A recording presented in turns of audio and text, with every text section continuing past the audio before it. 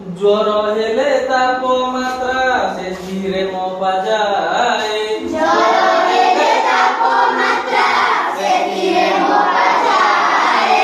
Scale করি দাগ সবু তা দেহরে ଥାଏ।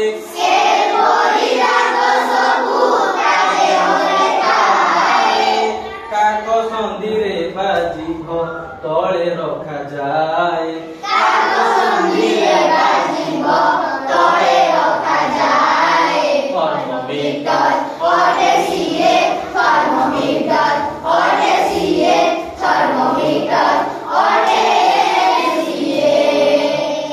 ସେ ଯନ୍ତ୍ର ଭିତରେ ପାରଦ ଧାତୁ ଥାଏ।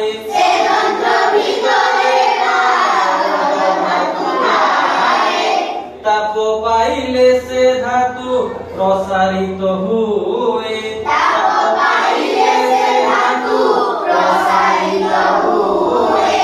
ମାପ ବେଳେ 2 ମିନିଟ ତାକୁ ରଖାଯାଏ।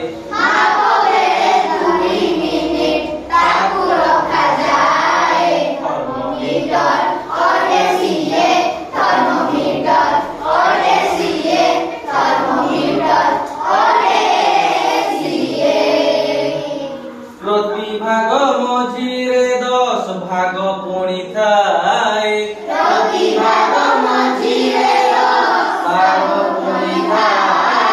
98.4 ରେ ନାଲି ଦାଗ ଗୋଟେ ଥାଏ।